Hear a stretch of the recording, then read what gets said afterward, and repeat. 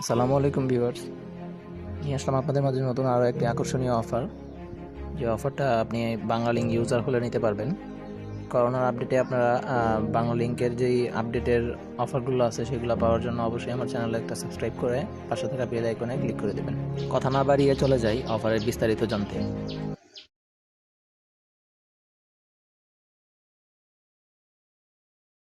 যারা বাংলালিংকের ইউজার তারা এই অফারটি অ্যাক্টিভ করতে পারবেন।